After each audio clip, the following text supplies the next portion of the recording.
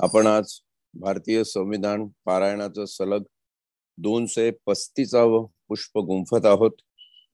आज दिनांक 31 मार्च 2022 या दिवशी आपण भारतीय संविधानाचं 5वी अनुसूची,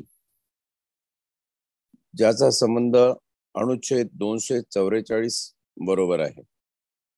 244 विशेषत्वाने अनुसूचित क्षेत्र व अनुसूचित जनजाती यांचे प्रशासन व नियंत्रण या बाबतीतला आहे. आपल्याला एक आठवत असेल, आपण जेव्हा अनुच्छेद 244 अभ्यासला तेव्हा त्या ठिकाणी भारतामध्ये ज्या ज्या ठिकाणी अनुसूचित क्षेत्र आहेत आणि त्या क्षेत्रामध्ये ज्या जनजाती राहतात त्यांचं प्रशासन ते ज्या पद्धतीनं त्यांच्या आतापर्यंत चालत आलेलं आहे, मग ती जनपंचायत असेल किंवा त्यांच्या आपसातल्या पंचायती बसून त्याच्यात न्यायनिवाडे होत असतील, त्यांच्या विभागाचे विकास करण्याचे आराखडे त्यांच्या ग्रामसभेत ठरत असतील, वगैरे वगैरे, सगळं जे काही त्यांच्या प्रशासनाच्या पद्धती आहेत त्या स्वीकारून त्या पद्धतीमध्ये अजून विकास करून किंवा त्या पद्धती भारतीय संविधानाच्या चौकटीत बसून आपण त्यांचं प्रशासन व त्या प्रशासनावर नियंत्रण कसं प्रस्थापित करू शकतो याबद्दलची ही 5वी अनुसूची या ठिकाणी देण्यात आलेली आहे. आपण थोडासा अनुसूचित क्षेत्र आणि अनुसूचित जनजाती यांचा जर विचार केला तर खूप मोठी लोकसंख्या भारताची ही अशा अनुसूचित क्षेत्रांमध्ये, जे थोडेफार दुर्लक्षित अशी क्षेत्र आहेत, त्या ठिकाणी राहणाऱ्या विविध जनजाती आहेत. आणि अनुसूचित जनजाती म्हणजे शेड्यूल्ड ट्राईब चा उल्लेख आपण जेव्हा करतो तेव्हा हे ट्रायबल्स आपल्या असं लक्षात येतं की अनेक वर्ष यांचा विकास होऊन सुद्धा ते ज्या प्रमाणात आपल्या मुख्य समाज प्रवाहात यायला हवे होते तितकेसे आलेले दिसत नाही. आणि अशा वेळी आपण याचा थोडासा सखोल अभ्यास करून जे जे काही आतापर्यंत शासनाने केलेलं आहे किंवा शासन ज्या पद्धतीनं अनुसूचित क्षेत्रांमध्ये अनुसूचित जनजातींकडे विकासाचे आराखडे घेऊन जात आहे, त्याच्यात किती यशस्वी होत आहे आणि अनुसूचित जनजातीच्या एकंदर विकासाचा गाडा हा कुठपर्यंत आलेला आहे आणि किती मोठ्या प्रमाणात हे लोक मुख्य प्रवाहात भारताचे लोक म्हणून आलेले आहेत, याचा आपण विचार या ठिकाणी करणं आवश्यक आहे. याची थोडीशी पार्श्वभूमी इथे सांगणं आवश्यक आहे. त्यामध्ये आपल्याला panchayat extension to schedule areas act 1996, ज्याला पेसा कायदा म्हणून ओळखलं जातं, panchayat extension to schedule areas act, म्हणजे स्थानिक स्वराज्य संस्थेचं जे एक बेसिक युनिट आहे ग्रामपंचायत, त्या युनिटचा पुढे विस्तार करून असा विस्तार हा अनुसूचित क्षेत्र आणि अनुसूचित जनजातीचा स्थानिक प्रशासनासाठी कसा करून घेता येईल त्याबाबतचा विचार या कायद्यामध्ये आहे. या कायद्यात तशा तरतुदी आहे, किंबहुना या कायद्याचं प्रारूप म्हणजेच 5वी अनुसूची भारतीय संविधानातली आहे. याची थोडी पार्श्वभूमी बघताना आपल्या असं लक्षात येईल की जेव्हा ब्रिटिश भारतामध्ये आले तेव्हा ब्रिटिशांना पाश्चात्य औद्योगिकरणामध्ये फार मोठ्या प्रमाणात एनर्जीची आवश्यकता होती, ऊर्जेची आवश्यकता होती. आणि ऊर्जा कुठून मिळेल तर त्यावेळी थर्मल पॉवर हा एक ऊर्जेचा प्रमुख स्रोत होता. आता इलेक्ट्रिसिटी आहे, हायड्रो पॉवर्स आहेत. त्याशिवाय जेव्हा हा सगळा विकास व्हायचा होता तेव्हा थर्मल पॉवर आणि ते कोळशापासून मिळणार. कोळसा कुठून मिळणार तर हा वनामधून मिळणार. जी जंगलं आहे त्या जंगलामधून कत्तली करून तिथून आपल्याला मोठ्या प्रमाणात कोळसा उपलब्ध होऊ शकतो. हा जमिनीच्या वरती जी झाडं आहे त्यांची तोड करून त्यापासून निर्माण केलेला कोळसा असेल किंवा मग कोळशाच्या खाणी असतील ज्या खाणीमधून कोळसा निर्माण होईल, अशा प्रकारचा ब्रिटिशांचा त्यावेळचा जो अजेंडा होता, जो अगदी ईस्ट इंडिया कंपनी पासून चालवला गेला. आणि त्यानुसार ह्या बहुतांशी वनक्षेत्राचं भारतातल्या एक प्रकारे शोषण झालं. त्यावेळी तिथल्या जनजातींनी ब्रिटिशांविरुद्ध प्रतिकार केला, पण तो कमी पडला, कारण त्यांची एकजूट नव्हती, त्यांच्याकडे कुठली शासनाची मदत नव्हती, कुठलं शासन त्याच्या मदतीला नव्हतं, स्वतः शासन करतेच ब्रिटिश असल्यामुळं हा सगळा भाग आवश्यक आहे बघणं. आणि म्हणून त्यांना तो प्रतिकार तितकासा करता आला नाही, म्हणून त्यांचं एक रिप्रेशन झालं, म्हणजे त्यांची पिछेहाट झाली. आणि त्या पिछेहाटीमध्ये ते अजून जास्त दुर्गम भागामध्ये ढकलले गेले आणि मुख्य सुसंस्कृत समाजामध्ये त्यांची वर्णी लागायला पाहिजे होती ती लागू शकली नाही. या सगळ्या गोष्टी ब्रिटिश शासनाच्या पथ्यावर पडणाऱ्या असल्यामुळं ब्रिटिशांनी अर्थातच त्यांच्या विकासाचा किंवा त्यांच्यासाठी आम्ही भलं करतोय याचा केवळ आणि केवळ देखावा कायदेशीर दृष्टीने केला, परंतु त्या देखाव्याच्या मागे त्यांचा उद्देश हा त्यांचं शोषण करणे हाच एकमात्र होता. आणि त्यासाठी जे कायदे ब्रिटिशकालीन झालेले आहे ते जर आपण बघितले तर ईस्ट इंडिया कंपनीच्या कायद्याचं रूपांतर जेव्हा ब्रिटिशच्या राणीच्या अधिपत्याखाली भारत गेला त्यावेळी प्रमुख 3 कायद्यांमध्ये झालेलं आहे. आणि ते कायदे म्हटले तर इम्पेरियल फॉरेस्ट सर्व्हिस ऍक्ट 1864 हा 1864चा इम्पेरियल फॉरेस्ट सर्व्हिस ऍक्ट हा कायदा फक्त आणि फक्त जे ब्रिटिश फॉरेस्ट अधिकारी असत त्यांचे अधिकार वर्णन करणारा आहे.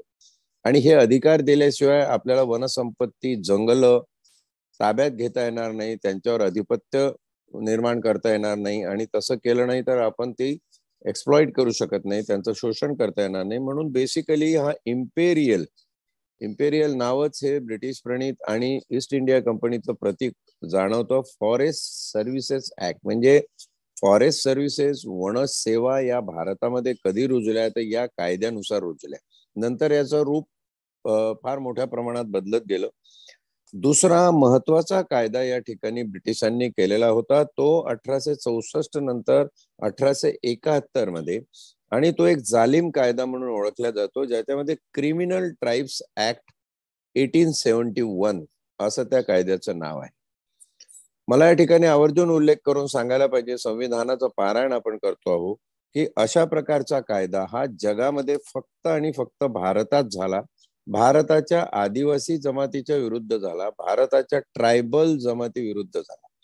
आणि हा कायदा असे अधिकार ब्रिटिश सरकारला देऊन गेला की ट्रायबल म्हणजे क्रिमिनल ट्राईब्स ऍक्ट, ते क्रिमिनल आहे हे कोणी ठरवायचं तर हे ब्रिटिशांनी ठरवायचं.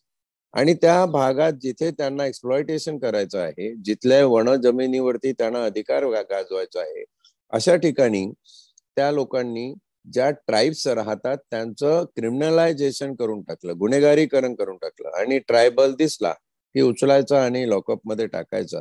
या क्रिमिनल ट्राईब्स ऍक्ट मुळे खऱ्या अर्थाने खूप मोठ्या प्रमाणात आदिवासी बांधव ट्रायबल्स हे दुर्गम भागामध्ये आपल्या स्वरक्षणासाठी आणि सेफ्टीसाठी निघून गेले, आणि त्याच्यामुळं मूळ समाजाच्या प्रवाहापासून ते वंचित राहिले. त्यांना मूळ सुसंस्कृत समाजाचा भाग आतापर्यंत होता आला नाही, त्यांच्याकडे शिक्षणाच्या सवलती पोहोचू शकल्या नाही. अनेक याबाबतचे प्रकार आहेत. तिसरा आणि एक महत्वाचा कायदा ब्रिटिश काळामध्ये आहे म्हणजे एक्सप्लॉयटेशन किंवा ते आपलं ऊर्जेसाठी शोषण करत होते आपल्या वनसंपत्तीचं. ते आपल्या लक्षात येईल की कॉस्टली वूड फॉरेस्ट ऍक्ट. रेल्वेच्या लाईनीमध्ये तुम्हाला आठवत असेल की आता सगळे सिमेंटचे आडवे बीम दिसतात, पण त्यावेळी ते टीक वूड किंवा एका विशिष्ट लाकडाचे बनलेले असे आडवे फळ्या त्या असायच्या. रेल्वे त्यावेळी फार मोठ्या प्रमाणामध्ये आवश्यक होती, आणि भारतातच नव्हे तर ब्रिटिशच्या मध्ये सुद्धा रेल्वेचा प्रसार खूप मोठा होत होता. तिथे त्यांना ते लाकूड आवश्यक होतं. आणि हे लाकूड आपल्याला अशा प्रकारे भारतामधल्या टीक वूड, ज्याला सागवानाचं लाकूड म्हणतात, हे सागाचं लाकूड फार मोठ्या प्रमाणात, आणि भारतीय सागवान हा जगातल्या इतर सागवानांपेक्षा उत्कृष्ट प्रतीचा सागवान समजला जात होता. अतिशय टिकाऊ असं हे लाकूड भारतामध्ये होतं. म्हणून त्या ठिकाणी हा कॉस्टली वूड फॉरेस्ट ऍक्ट 1927. दुसरी गंमत आपल्या लक्षात येईल की हा जो 1927चा कायदा आहे, हा कॉस्टली वूड फॉरेस्ट ऍक्ट 1980 पर्यंत निरसित झालेला नव्हता. 1980 पर्यंत तो तसाच होता. म्हणजे आपलं शासन आदिवासी आणि ट्रायबल बांधवांबद्दल किती अनुकंपा ठेवून आहे, किती त्यांना त्यांच्या विकासाची आस आहे, हे आपल्या याच्यावरून लक्षात येईल. 1980 पर्यंत हा कायदा आहे तसा लागू होता. कॉस्टलीवूड फॉरेस्ट ऍक्ट खऱ्या अर्थाने या कायद्याने खऱ्या वनसंपत्तीचं शोषण केलेलं आपल्या लक्षात येईल. आणि ही पार्श्वभूमी आपण जर आपल्या आदिवासी बांधवांची आणि ट्रायबल एरियाची, वनक्षेत्रांची, अनुसूचित क्षेत्रांची आणि अनुसूचित जनजातींची लक्षात घेतली तर योगायोगाने आपल्या असं लक्षात येतं की जेव्हा आपली घटना तयार होत होती आणि आपलं संविधान घटनापीठासमोर युक्तिवादित होत होतं, त्या ठिकाणी बाबासाहेब आंबेडकरांचे, डॉक्टर भीमराव आंबेडकरांचे शब्द आहेत, ते फार महत्वाचे आहे या ठिकाणी सांगणं. त्यांनी सांगितलं की आदिवासींना सुसंस्कृत करणे म्हणजे त्यांना आपले म्हणून स्वीकारणे. क्रमांक 1, त्यांना आपले म्हणून स्वीकारणे. नंबर 2, त्यांच्यात जाऊन राहणे. आणि नंबर 3, त्यांची सहभावना जोपासणे व त्यांच्यावर प्रेम करणे म्हणजे त्यांना सुसंस्कृत करणे. हे वाक्य डॉक्टर भीमराव आंबेडकरांचं घटनापीठासमोरचं आहे. आपण याचा विचार केला तर आज पेसा कायद्याची जी बीज आहे ती डॉक्टर भीमराव आंबेडकरांनी घटनापीठासमोर केलेल्या आपल्या वक्तव्यामध्ये रुजवली की त्या लोकांना आपलंसं करणं, कारण ते शेवटी मूळ निवासी किंवा भारतीय आहेत आणि या भारत खंडातच त्यांच्या पिढ्यानं पिढ्या गेलेल्या आहेत.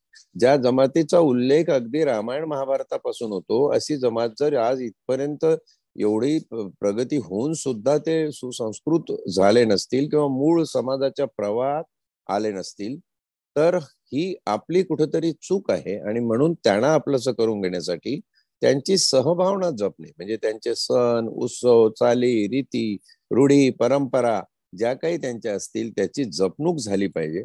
त्यांना आपलं म्हणून आपण स्वीकारलं पाहिजे की ते आपले लोक आहेत आणि त्यांच्यात जाऊन राहिलं पाहिजे, तिथे काही दिवस वास्तव्य केलं पाहिजे, समजून घेतलं पाहिजे त्यांच्या काय चालीरीती आणि त्यांचे काय एकंदर जीवनाचे पैलू आहेत ते जाणून घेतले पाहिजे, तरच आपण त्यांचा विकास करू शकू. ही एक मुहूर्तमेढ या ठिकाणी आहे. ब्रिटिश काळामधलं ट्रायबलचं अस्तित्व, त्याच्यानंतर घटनापीठासमोर झालेला हा उहापोह आणि तिथून आपल्याला असं दिसेल की थोड्याफार प्रमाणात आदिवासी भागामध्ये इलेक्शन्स आणि बाकीचे काही प्रकार जात राहिले आणि तिथून आदिवासी चे नेते हे पुढे यायला लागले. बऱ्याच आजच्या भारताच्या विधानसभांमध्ये, राज्यांच्या आणि लोकसभामध्ये सुद्धा तुम्हाला आदिवासी भागातून आलेले एमपीज आणि एमएलएज दिसतात आहे. एक महत्वाचं नाव एका खासदाराचं, आमदाराचं या ठिकाणी मला आवर्जून उल्लेख करावा असं वाटतो की ज्यांनी छत्तीसगडमध्ये वास्तव्याला असताना आदिवासींसाठी फार पोटतिडकीने काम केलेलं आहे. आणि त्यांचं नाव लालश्याम शहा. हे छत्तीसगडचे रहिवासी होते, आदिवासी नेते म्हणून होते, स्वतः ते जमीनदार सुद्धा होते, त्यांच्याकडे जमीन होती आणि आपल्या जमिनीवर अनेक प्रयोग करून त्यांनी आदिवासी बांधवांना कसं उन्नत करता येईल त्याचे प्रयत्न केले होते. हा माणूस 4 वेळा आमदार झालेला आहे आणि 1 वेळा खासदार झालेला आहे. हा आदिवासी समाजाचा लौकिक सांगत असताना त्याची काळी बाजू सुद्धा मी आम्हाला सांगितली पाहिजे. म्हणजे काळी बाजू ही लालश्याम शहाची नव्हे तर आपल्या एकंदर व्यवस्थेची. ती अशी की 1964 साली नेहरूंच्या मंत्रिमंडळामध्ये हा माणूस खासदार, संसदेचा सदस्य म्हणून असताना यांनी राजीनामा दिला आपल्या खासदारकीचा. आणि राजीनामा देण्याचं कारण होतं की तुम्ही लोक शासनाच्या माध्यमातून आदिवासींचा विकास करतो असं सांगून आदिवासींच्या संस्कृतीवर अतिक्रमण करत आहात. You are encroaching the ethical moral culture of Adivasis.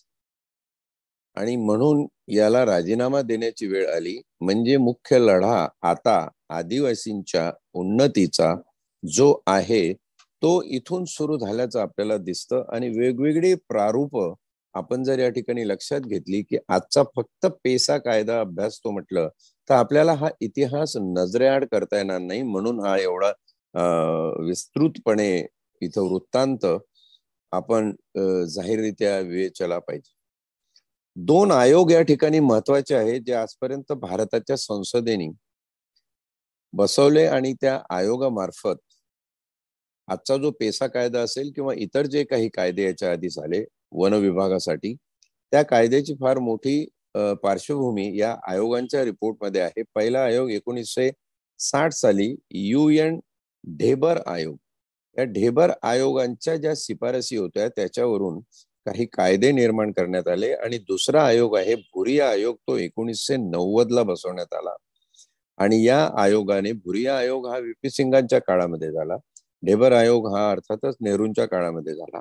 आणि या आयोगाने जे कायदे निर्माण केलेले आहेत ते कायदे आपण जर बघितले तर वन्य प्राणी संरक्षण कायदा 1972 साली झाला आणि वन संवर्धन कायदा 1980 साली झाला.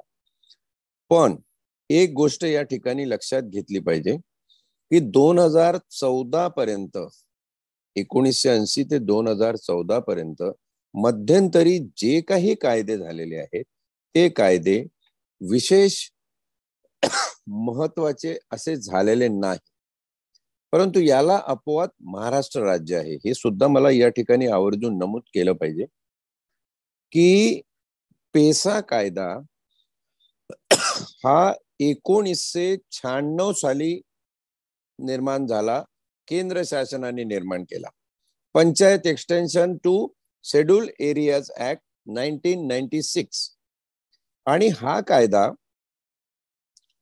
पारित केल्यानंतर तसाच भाषणामध्ये राहिला. प्रत्येक राज्याला त्यांचे नियम आणि पोटनियम अधिनियम जारी करून तुम्ही या कायद्याची अंमलबजावणी करा अशा सूचना देऊन हा तसाच राहिला. परंतु याच्यावर कुठल्याही राज्यांनी 2006 पर्यंत नियम केले नाही. आणि त्यातल्या त्यात महाराष्ट्रातला, देशभरातला लौकिक असा स्पष्टपणे म्हटला पाहिजे की महाराष्ट्र हे देशातलं पहिलं राज्य आहे की ज्यांनी पेसा कायद्याचे नियम 2006 साली केले आणि वन अधिकार कायदा 2006 हा निर्माण केला. हा वन अधिकार कायदा 2006 साली निर्माण झालेला, त्या कायद्यामध्ये वन विभागाला बरेचसे अधिकार देण्यात आले होते. आणि हे अधिकार देत असताना वन अधिकारी आणि त्यांच्याकडून होणारा जुलूम, त्यांच्याकडून होणारं आदिवासी संस्कृतीवरचं अतिक्रमण हे जर लक्षात घेतलं तर आपल्याला असं दिसेल की बऱ्याच मोठ्या प्रमाणात या कायद्याचा चांगला परिणाम दिसण्याऐवजी वाईट परिणामच झाला.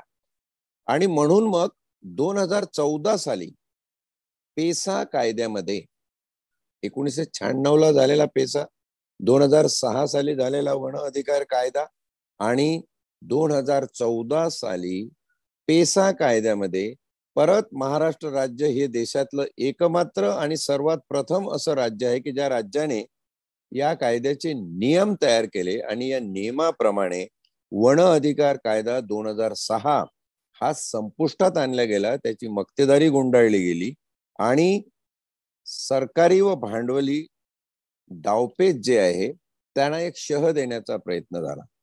हा शह देण्याचा प्रयत्न अशासाठी झाला की सरकारी आणि भांडवली डावपेच या ठिकाणी होतेच. वन अधिकार कायद्यामधल्या तरतुदी बघायच्या, त्या तरतुदी शोधून काढायच्या, मग कुठल्या प्रमाणात आपण त्या ठिकाणी जाऊन आपलं काम करू शकतो किंवा त्या जमिनी हडप करू शकतो. या जमिनी फार सोन्यासारख्या जमिनी आहेत. त्या जमिनीमध्ये खाली खनिज असतील किंवा अजून शेतीसाठी फार चांगली जमीन आहे, मोठमोठे प्रकल्प किंवा एखादा रिसॉर्ट तयार करण्यासाठी किंवा टुरिझम डेव्हलप करण्यासाठी या जागा म्हणजे अगदी सोन्याची खाण म्हटलं तरी चालेल. एवढा चांगला सौंदर्य आणि नैसर्गिकरित्या नटलेला भारत देश हा खऱ्या अर्थाने तुम्हाला या अनुसूचित क्षेत्रांमध्ये बघायला मिळतो. आणि त्याच्यामुळे इथे सरकारी काही लोकांना हाताशी धरून भांडवलशाहांनी या ठिकाणी बऱ्याच प्रमाणात अतिक्रमण केली आहे, वेगवेगळ्या प्रकारच्या याच्यामध्ये केली. मग सरकारने नियम आणले की आदिवासींचा जो जमिनीचा भाग असेल तो दुसरं कोणीही घेऊ शकणार नाही, फक्त आदिवासी मध्येच तेवढे संबंध होतील. मग काही हुशार लोकांनी आदिवासी मुलींशी आपल्या मुलांची लग्न लावण्याचा घाट घातला वगैरे वगैरे वगैरे. म्हणजे आपण भारतीय जगभरात एक टिपिकल स्वभावाचे आणि वृत्तीची माणसं आहोत, हेही या ठिकाणी कबूल केलं पाहिजे. असे प्रकार होत गेले. ही सगळी पार्श्वभूमी या ठिकाणी एवढ्यासाठी मी सांगितली आणि कथन केली की आपल्याला या अनुसूची 5 मध्ये जे दिलेलं आहे ते जरा साकल्याने बघायचं आहे. आणि आपण त्या ठिकाणी जनजाती सल्लागार परिषद असतील किंवा अजून काही गोष्टी असतील असं स्ट्रक्चर निर्माण केलेलं आहे. आतापर्यंतचा हा ब्रिटिश काळापासून आतापर्यंतचा इतिहास लक्षात घेऊन आपण कायदेशीर तरतुदी केलेल्या आहेत. त्यातल्या त्यात पुरोगामी विचारांचा महाराष्ट्र हा खरोखर अग्रेसर आहे. ज्या बाबतीत स्तुती करून त्याची भलावण केली पाहिजे ती केलीच पाहिजे, कारण हे चांगलं काम आहे. परंतु याला परंतु आहे. परंतु असं आहे एवढंच सगळं आपण केलं, पण इष्ट परिणाम जे आम्हाला हवे आहे, जे अपेक्षित आहे, असे झालेत का याचा सुद्धा आढावा घेणं अत्यंत महत्वाचं आहे. आणि म्हणून आपण 5वी अनुसूची इथं बघूया. 5व्या अनुसूची मधल्या ज्या तरतुदी आहेत त्या एकदा डोळ्याखालून घालवल्या की आपल्या समोर हे सगळा इतिहास आणि आजपर्यंत सरकारने, मग ते केंद्र शासन असेल किंवा राज्य शासन असेल, त्यांनी केलेले बदल, त्यांनी घडून आणलेल्या योजना, त्यांनी केलेल्या तरतुदी या किती महत्वाच्या आहेत ते आपल्या लक्षात येईल. अनुसूचित क्षेत्र व अनुसूचित जनजाती यांचे प्रशासन व नियंत्रण याबाबतच्या तरतुदी. अर्थ लावणे. या अनुसूचित संदर्भानुसार अन्यथा आवश्यक नसेल तर राज्य या शब्द प्रयोगात आसाम, मेघालय, त्रिपुरा व मिझोराम या राज्याचा समावेश होत नाही. त्याचं कारण असं आहे की आदिवासी क्षेत्रांसाठी अनुसूचित क्षेत्रांसाठी विशेष अशी 6वी सूची या 4 राज्यांसाठी केलेली आहे. आणि म्हणून 5व्या अनुसूचीमध्ये या 4 राज्यांना वगळलंय. हे वगळून इतर.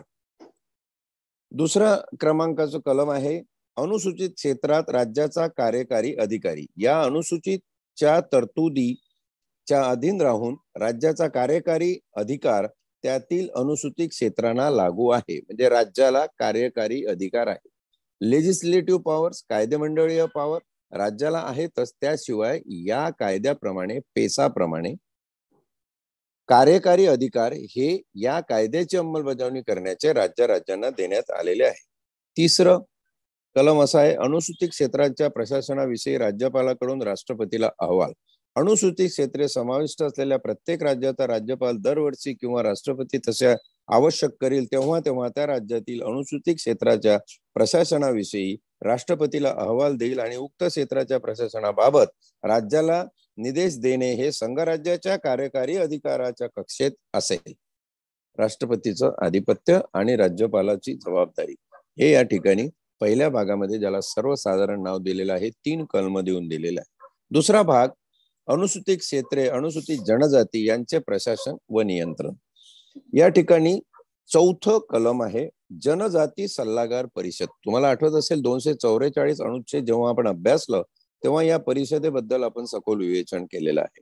आठवणीसाठी म्हणून सांगतो, हे 2च पॅरेग्राफ आहे ते वाचून दाखवतो की अनुसूचित क्षेत्र समाविष्ट असलेल्या प्रत्येक राज्यात आणि राष्ट्रपतीने तसे निर्देशित केल्यास अनुसूचित जनजाती असलेल्या पण अनुसूचित क्षेत्र समाविष्ट नसलेल्या कोणत्याही राज्यात 20हून अधिक नाहीत इतके सदस्य मिळून बनलेली एक जनजाती सल्लागार परिषद असेल व त्यांच्यापैकी शक्य होईल तितपत जवळजवळ 3/4 सदस्य म्हणजे 20तले 5 त्या राज्याच्या विधानसभेतील अनुसूचित जनजातीचे प्रतिनिधी असतील. म्हणजे इथे अनुसूचित जनजातीचे प्रतिनिधी विधानसभेमधले, म्हणजे विधानसभा आणि विधान परिषद याच्यातले. म्हणजे याच्यामध्ये विधान परिषदेमध्ये एखाद्या पक्षा थ्रू जाऊ शकतो अनुसूचित जनजातीचा प्रतिनिधी. म्हणजे 5% त्याच्यातले 3/4 सदस्य म्हणजे 20तले 5 कमीत कमी हे अनुसूचित जनजातीचे MLA असले पाहिजे. परंतु जर राज्याच्या विधानसभेतील अनुसूचित जनजातीच्या प्रतिनिधीची संख्या ही जनजाती सल्लागार परिषदेत अशा प्रतिनिधींनी भरावयाच्या जागांच्या संख्येतून कमी असेल तर उरलेल्या जागा त्या जनजातीतील अन्य व्यक्तीकडून भरल्या जातील. समजा असे MLA 5 नाही मिळाले तर त्या जागा अन्य परंतु अनुसूचित जनजाती मधल्या सदस्यांना घेऊन भरल्या जातील. समभाग 2 याचा असा आहे राज्यपालाकडून जनजाती सल्लागार परिषदेकडे निर्देशिलेल्या जातील अशा राज्यातील अनुसूचित जातींचे कल्याण व उन्नती या संबंधीच्या बाबीवर सल्ला देणे हे प्रमुख कर्तव्य असेल. जनजाती सल्लागार परिषदेचं कर्तव्य हे राज्यपालांना सल्ला देणे. राज्यपालाला परिषदेच्या सदस्यांची संख्या, त्यांच्या नियुक्तीची आणि परिषदेचा अध्यक्ष आणि तिचे अधिकारी व कर्मचारी यांच्या नियुक्तीची पद्धती ठरवण्याचा अधिकार असेल. तिच्या बैठकीचे चालन आणि तिची सर्वसाधारण कार्यपद्धती आणि अन्य सर्व अनुषंगिक बाबी यथास्थिती विहित आणि विनियमित करण्याकरिता राज्यपालांना नियम करता येतील. राज्यपालांना सर्व प्रकारे नियम करण्याचे अधिकार या ठिकाणी दिलेले आहेत. अर्थात राज्यपाल नियम जे करेल तो प्रस्ताव मांडून तो प्रस्ताव विधानसभेमध्ये, त्यानंतर विधान परिषदेमध्ये पारित होईल आणि ठराव पारित झाल्यानंतर त्याला नियमाचं आणि कायद्याचं स्वरूप प्राप्त होईल. कलम 5 महत्वाचा आहे. अनुसूचित क्षेत्रांना लागू असणारा कायदा. या संविधानात काही असले तरी राज्यपाल जाहीर अधिसूचनेद्वारे असे निर्देशित करू शकेल की संसदेचा किंवा राज्याच्या विधानमंडळाचा एखादा विशिष्ट अधिनियम त्या राज्यातील एखाद्या अनुसूचित क्षेत्राला किंवा त्याच्या एखाद्या भागाला लागू असणार नाही, अथवा त्या अधिसूचनेत तो विनिर्दिष्ट करील अशा अपवादांच्या व फेरबदलांच्या अधीन राहून त्या राज्यातील एखाद्या अनुसूचित क्षेत्राला किंवा त्याच्या एखाद्या भागाला लागू असेल आणि या उपपरिच्छेदा अन्वये देण्यात येणारा कोणताही निर्देश हा भूतलक्षी प्रभावासह देता येईल. थोडक्यात अनुसूचित क्षेत्राला लागू असणारा कायदा तो कुठपासून लागू करायचा, कुठल्या वर्षीपासून लागू करायचा, पूर्वलक्षी प्रभाव त्याला द्यायचा की नाही द्यायचा आणि त्याच्यामध्ये काही फेरबदल करायचे की नाही, हे सगळे अधिकार राज्यपालांना या ठिकाणी बहाल केलेले आहेत. कलम 5 समभाग 2 असं म्हणतो, राज्यपालाला त्या राज्यातील त्यावेळी जे अनुसूचित क्षेत्र असेल अशा कोणत्याही क्षेत्रात शांतता नांदावी व त्याचे शासन सुविहित व्हावे यासाठी नियम करता येतील. विशेषतः आणि पूर्वगामी अधिकारांच्या सर्वसाधारणतेला बाधा न येता अशा विनियमांद्वारे अशा क्षेत्रातील अनुसूचित जनजातीतील व्यक्तीकडून किंवा त्यांच्यामध्ये आपसात जमिनीचे हस्तांतर होण्यावर बंदी घालता येईल किंवा त्यावर निर्बंध घालता येईल. म्हणजे आदिवासीच्या जमिनी घेण्याच्या व्यवहारावर वाजवी निर्बंध या ठिकाणी राज्यपालांना घालता येतील. अशा क्षेत्रातील अनुसूचित जनजाती मधील व्यक्तींना द्यावयाची जमिनीची वाटणी विनियमित करता येईल. किती जमीन त्यांना देण्यात यावी, कारण वन जमिनीवर आदिवासी बांधव जे आपला हक्क सांगतात तेव्हा त्यांच्या घरात किती जण आहेत, लोक कसे आहेत आणि त्यांना किती जमीन दिली पाहिजे उदरनिर्वाह आणि वनोत्पादन वरून आपला संसार चालवण्यासाठी, त्याप्रमाणे त्यांना जमिनीचे वाटप देईल असं वाटप ठरवण्याचे अधिकार हे राज्यपालांना.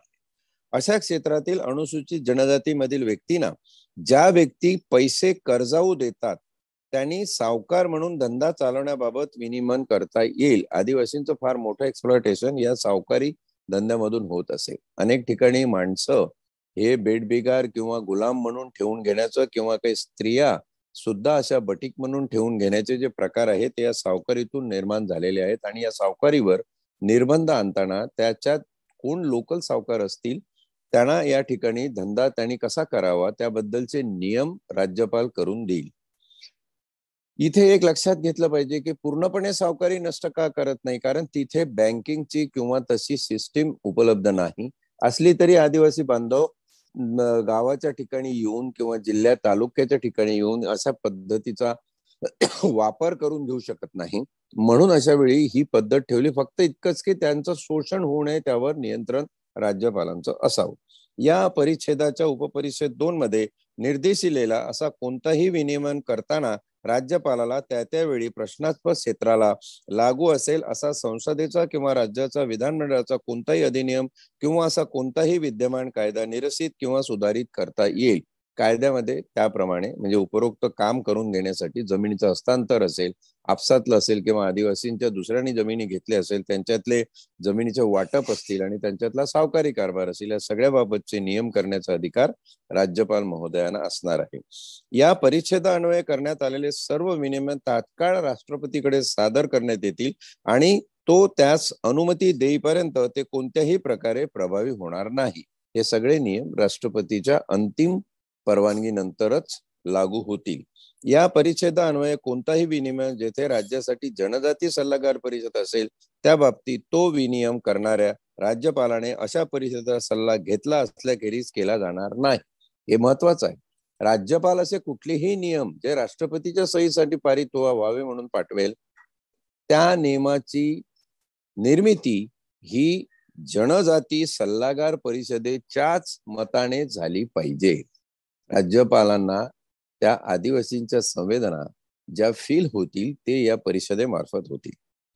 त्याचा पुढचा भाग आहे अनुसूचित क्षेत्र, ज्याच्यामध्ये कलम 6 असं म्हणतं की या संविधानात अनुसूचित क्षेत्रे या शब्द प्रयोगाचा अर्थ राष्ट्रपती आदेशाद्वारे अनुसूचित क्षेत्र म्हणून घोषित करेल अशी क्षेत्रे असा आहे. राष्ट्रपती कोणत्याही वेळी आदेशाद्वारे संपूर्ण अनुसूचित क्षेत्र किंवा त्याचा कोणताही विनिर्दिष्ट भाग हा अनुसूचित क्षेत्र किंवा अशा क्षेत्राचा भाग असण्याचे बंद होईल असे निर्देशित करू शकेल. एखादं क्षेत्र जर सुधारलं किंवा तिथे एखादा प्रकल्प आला, आता जसं नाणार प्रकल्पाचं चालू आहे, समजा तो प्रकल्प आला तर त्या ठिकाणी ते जे क्षेत्र आहे ते क्षेत्र तुम्हाला अनुसूचित नसतं ठेवायचं. त्यांना औद्योगिक क्षेत्र म्हणजे MIDC इंडस्ट्रियल एरिया म्हणून त्याला डिसिग्नेट करण्याचे जे अधिकार आहे ते राष्ट्रपतींना आहे.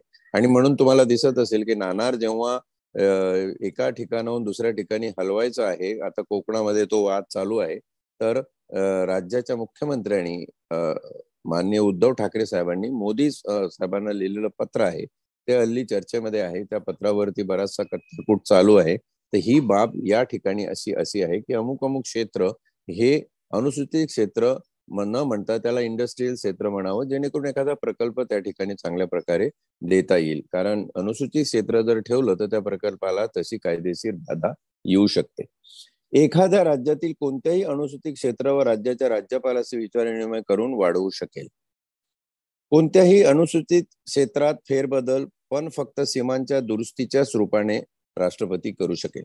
राज्याच्या सीमांमध्ये कोणत्याही फेरबदल झाल्यावर अथवा नवीन राज्याला संघराज्यात प्रवेश दिल्यावर किंवा त्याची स्थापना झाल्यावर कोणत्याही राज्यात पूर्वी समाविष्ट नसलेले कोणतेही क्षेत्र अनुसूचित क्षेत्र असल्याचे किंवा त्याचा भाग असल्याचे घोषित करू शकेल. या परिच्छेदान्वये करण्यात आलेला किंवा आलेले कोणतेही आदेश कोणत्याही राज्याच्या किंवा राज्यांच्या संबंधात विखंडित करू शकेल आणि संबंधित राज्याच्या राज्यपालाशी विचारविनिमय करून जी क्षेत्रे अनुसूचित क्षेत्रे समजायची ती नव्याने निश्चित करणारे नवीन आदेश सुद्धा राष्ट्रपती महोदय देऊ शकतील. आणि अशा कोणत्याही आदेशात राष्ट्रपतीला आवश्यक व उचित वाटतील अशा अनुषंगिक व परिणाम स्वरूप तरतुदी अंतर्भूत असू शकतील, पण पूर्वोक्त वत असेल ते खेरीज करून या परिषदेच्या उपपरिच्छेद 1 अन्वये केलेल्या कोणत्याही आदेशात नंतरच्या कोणत्याही आदेशाद्वारे फरक केला जाणार नाही. एकदा जर आदेश पारित झाला असेल तर त्याच्यामधले जे काही सबसेक्शन्स किंवा खंड असतील, समभाग असतील, त्याच्यामध्ये बदल करता येणार नाही. बदल जर झाले तर संपूर्ण कायद्यामध्ये करता येतील आणि ते अधिकार राज्यपालांना असतील. सगळ्यात शेवटचा भाग 4 याच्यामध्ये आहे अनुसूचीची सुधारणा. अनुसूचित सुधारणा मध्ये संसदेला या अनुसूचित असलेल्यांपैकी कोणत्याही तरतुदी कायद्याद्वारे वेळोवेळी त्यात भर घालून बदल करून किंवा निरसन करून त्याद्वारे सुधारित करता येतील आणि जेव्हा ही अनुसूची याप्रमाणे सुधारित होईल तेव्हा या अनुसूची संबंधी या संविधानात असलेल्या कोणत्याही निर्देशाचा अन्वयार्थ याप्रमाणे सुधारित झालेल्या अशा अनुसूची संबंधीचा निर्देश म्हणून लावला जाईल. संसदेला अर्थातच अनुसूचीतून एखादं क्षेत्र वगळणे किंवा नवीन एखादं क्षेत्र हे अनुसूचीमध्ये सामील करणे याचे अधिकार या 5व्या अनुसूचीमध्ये भाग 4 मध्ये संसदेला दिलेले आहेत. दुसरा आणि शेवटचा असा आहे, या परिच्छेदाचा उपपरिच्छेद 1 मध्ये उल्लेख केलेला असा कोणताही कायदा हा अनुच्छेद 368च्या प्रयोजनार्थ या संविधानाची सुधारणा असल्याचे मानले जाणार नाही. कारण या सुधारणा म्हणजे 368 ही घटना दुरुस्तीचा प्रयोजन असलेलं, घटना दुरुस्तीची तरतूद असलेलं अनुच्छेद आहे. या तरतुदी ज्या बदल केलेले जातात ते बदल विशिष्ट भागासाठी आहे, विशिष्ट राज्यासाठी आहे, विशिष्ट एरियासाठी आहे. म्हणून हे सरसकट भारत देशाला लागू असणारे बदल नसणार, तर त्या विशिष्ट अनुसूचित क्षेत्रासाठी केलेले बदल असणार. आणि म्हणून 368 मधली घटना दुरुस्तीची जी तरतूद आहे ती या दुरुस्त्यांना लागू पडणार नाही. जिथे अनुसूची निर्माण झाली, ज्या अनुसूचीमध्ये वेगळेपणाने तरतूद केलेली आहे, त्या ठिकाणी आपल्याला हे लक्षात ठेवलं पाहिजे की घटना दुरुस्ती सरसकट देशासाठी नसून ती त्या विशिष्ट भागासाठी करण्यात आलेली असेल. या ठिकाणी आपण 5वी अनुसूची संपवलेली आहे. 5व्या अनुसूचीमध्ये आपण एकंदर पेसा कायदा, आदिवासी संस्कृती, आदिवासी जीवन, त्यांचं भारतीयत्व आणि त्यांना मूळ समाज प्रवाहात कसं आणता येईल याच्याबद्दलचा प्रामुख्याने विचार मांडण्याचा प्रयत्न केलेला आहे. हा प्रयत्न करताना याची पार्श्वभूमी अगदी ब्रिटिश कालीन पार्श्वभूमी जर आपण विचारात घेऊन हा सगळा भाग बघितला तर आपल्या असं लक्षात येईल की ब्रिटिशांची जी शोषण वृत्ती होती त्या शोषण वृत्तीला आळा घालण्यासाठी आपल्या घटनापीठासमोर आंबेडकरांनी जे वक्तव्य केलं त्याचाच परिणाम नंतरच्या सगळ्या या घटनेच्या संविधानाच्या तरतुदींमध्ये झाला आणि त्या तरतुदीनुसार आता आपल्याकडे 2014 मध्ये पेसा कायदा आणि त्याचे नियम, इतर सगळे वन अधिकार कायदे रद्द करून आलेला आहे. आणि पेसा कायद्यामधल्या तरतुदीप्रमाणे आदिवासी लोकांचं स्थानिक स्वराज्य नियंत्रण, त्यांचा विकास, त्यांचे रस्ते, योजना वगैरे वगैरे, त्यांचं शिक्षण, आरोग्य इत्यादी बाबतचे सर्व नियम केले जातात. त्या दृष्टीने जिल्ह्याचे जे कलेक्टर आहेत, जिल्हाधिकारी, त्यांच्यावर फार मोठी जबाबदारी असते. तहसीलदार हे फार महत्वाचे अधिकारी असतात आणि त्यांच्या थ्रू SDO वगैरे हा सगळा कारभार चालवला जातो. अशी अपेक्षा करूया की पेसा कायद्यामध्ये परत सरकारी आणि भांडवली एकमत न होता या कायद्याला चांगलं फळ येऊ, याची अंमलबजावणी व्यवस्थित हो. आणि जर अंमलबजावणी व्यवस्थित झाली तर आपले बहुसंख्येने असलेले आदिवासी बांधव ज्यांना मूळ प्रवाहापासून ब्रिटिशांनी तोडून बाजूला ठेवलं, कारण ब्रिटिशांचा वेगळा अजेंडा त्या ठिकाणी होता, ते आपल्याला मूळ भारतीय म्हणून नवाजावे लागतील किंवा नवाजले जातील. असा भारत निर्माण होईल आणि खऱ्या अर्थाने फार मोठा भारत, अशिक्षित भारत, असंस्कृत भारत म्हटलं तरी चालेल, या आदिवासी भागांमध्ये तुम्हाला दिसतो. म्हणून त्यांच्या चालीरीती, त्यांच्या संस्कृती तशाच ठेवून त्या उलट जोपासणे, जसं आपण संविधानाच्या पारायणामध्ये अनुच्छेद बघितले की भारताची पुरातन संस्कृती जोपासणे हे सुद्धा आपलं एक कर्तव्य आहे. आपल्या मार्गदर्शक तत्वांमध्ये आणि आपल्या कर्तव्यांमध्ये आपण त्याचा उहापोह केलेला आहे, त्यावेळी त्याच्यावर विवेचन केलेलं. म्हणून ती संस्कृती जोपासून त्यांचा विकासही झाला पाहिजे आणि त्यांना भारतीयत्वाच्या मूळ समाज प्रवाहात आणलं गेलं पाहिजे. ही तरतूद संविधानाच्या 5व्या अनुसूचीमध्ये दिलेली आहे. आता 6व्या अनुसूचीचा विचार करू, जे सर्व भारताला किंवा विशेषत्वाने महाराष्ट्राला लागू नाही. ही 6वी अनुसूची जी आहे ती 6वी अनुसूची आसाम, मेघालय, त्रिपुरा व मिझोराम या 4 राज्यांसाठी झालेली आहे. म्हणजे 5व्या अनुसूचीमध्ये पहिलं वाक्य जे आहे की हे 4 राज्य वगळून देशामध्ये लागू असेल, ते का वगळली? कारण त्यांच्यासाठी वेगळी तरतूद केलेली आहे. आता ही वेगळी तरतूद काय आहे त्याचे एक एक पॅरेग्राफ वाचून आसाम बद्दलची माहिती, त्यांची भौगोलिक माहिती, त्यांची सांस्कृतिक माहिती हे घेणं म्हणजे वेळेचा अपव्यय होईल. फक्त याच्या मागचं मूळ तत्व आपण समजून घेऊ आणि 6वी अनुसूची संपूर्ण आपण 7व्या अनुसूचीचा विचार करू.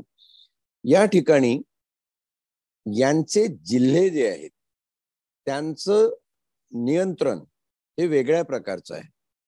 आणि हा भाग सुरुवातीपासून म्हणजे ब्रिटिशच्या काळापासून विचार केला तर ब्रिटिशांच्या अधिपत्याखाली विशेष असा नव्हता.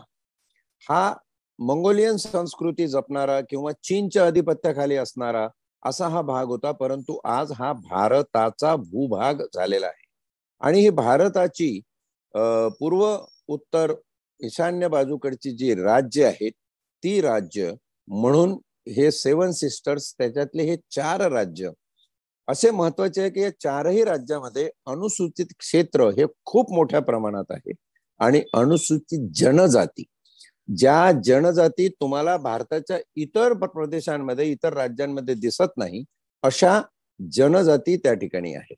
आणि म्हणून त्यांच्यासाठी विशेष प्रावधान करणारा हा 6व्या अनुसूचीचा उल्लेख आणि आपल्या भारतीय संविधानामध्ये ही अनुसूची घटनापीठासमोर जेव्हा चर्चेला गेली तेव्हा या अनुसूचीबद्दल विशेष तरतूद अशासाठी करण्यात आली की हा समाज, आपण वारंवार जसं बोललो की आदिवासी समाज हा भारतीयत्वाच्या मूळ प्रवाह झाला पाहिजे, म्हणून मेघालय, आसाम, त्रिपुरा आणि मिझोराम या 4 राज्यातले जे लोक आहेत, जे आदिवासी बांधव आहेत, मॅक्झिमम प्रमाणात या ट्रायबल्स आहेत, सगळे ट्रायबल्स आहेत, त्यांना भारतीयत्वाच्या समाज प्रवाहात मुख्यतः कसं आणता येईल आणि त्यासाठीच्या त्या तरतुदी आहेत, त्या तरतुदी प्रत्येक राज्यासाठी वेगवेगळ्या केलेल्या आहेत.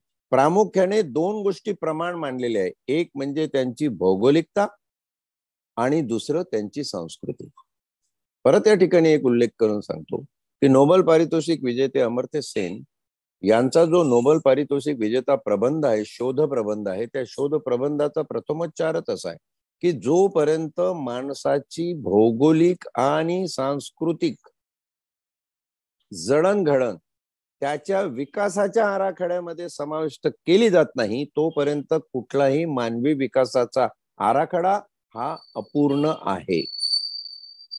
आणि त्या दृष्टीनं ज्या तरतुदी तुम्हाला पेसा कायद्यामध्ये 5व्या अनुसूचीमध्ये दिसतात, त्याच प्रकारच्या तरतुदी केंद्र शासनाने संसदेने करून त्याचा उर्वरित अंमलबजावणीसाठीचा भाग हा त्या राज्यांकडे सोपवलेला आहे.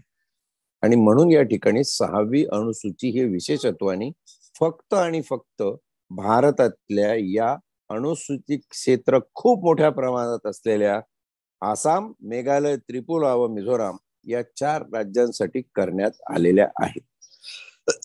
आता जर डिटेल बघायला गेला आणि एक एक ओळ वाचून त्याचा अर्थ लावायला गेला तर जो आपण 5व्या अनुसूचीमध्ये अभ्यासला, जशा प्रकारचं स्ट्रक्चर अनुसूचित जाती जनजातींना मुख्य प्रवाहात आणण्यासाठी तिथे निर्माण केलेलं आहे, जसं जनजाती सल्लागार परिषद असेल, तर या ठिकाणी त्या परिषदा आणि त्यांचं स्वरूप हे अमूलाग्र वेगळं आहे, कारण त्यांचे सांस्कृतिक आणि भौगोलिक जे भाग आहेत ते खूप वेगळे आहेत आणि म्हणून त्याप्रमाणे त्यांचा इतिहासही वेगळा आहे. ज्या पद्धतीने इतर आदिवासी भागांमध्ये भारताचे शोषण झालं त्या प्रमाणात या भागामध्ये कमी झालं, कारण ब्रिटिश अधिपत्य हे फार अल्प प्रमाणात त्या ठिकाणी होतं ब्रिटिश कालीन, आणि म्हणून हा भाग आपण विशेषत्वाने भारतीय भूभाग, भारतीय परिक्षेत्राचा भाग संबोधल्यानंतर याची कशी निगराणी राखली जावी त्याचं सगळं विवेचन आपल्याला 6व्या अनुसूचीमध्ये मिळतं, कारण 6वी अनुसूची ही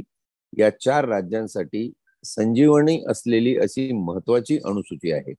या अनुसूची 6व्या अनुसूचीचा विचार जर सोडला तर या 4 राज्यातला कारभार आपण विचारात घेऊ शकत नाही, आणि म्हणून हे 6वी अनुसूची या ठिकाणी या 4 राज्यांसाठी अति महत्वाची अशी म्हणून आपण 7व्या अनुसूचीकडे जाऊया. 7व्या अनुसूचीचा अर्थातच आपण विचार जो आहे तो उद्याच्या याच्यामध्ये करणार आहोत. आपल्या या अनुसूची आणि परिशिष्ट झाल्यानंतर काही महत्वाचे पुष्प आपण जे काही प्रश्न आले ते उदाहरणार्थ बाबासाहेबांचं घटनापीठासमोरचं शेवटचं भाषण याच्यावरती घेणार आहोत, आणि शक्यतोवर आपण 5 ते 6 एप्रिलच्या दरम्यान हे संविधान पारायण आपलं समाप्ती कडे नेऊया असा एकंदर कयास आहे. त्या दृष्टीनं आपण आजच्या या पारायणाच्या पुष्पात वेळेची मर्यादा लक्षात घेऊन थांबण्याची मला अनुमती द्या. इथे थांबतो. उद्या आपण 236वा भाग संविधान पारायणाचा सलग असा अभ्यासू, त्याचं विवेचन करू. धन्यवाद.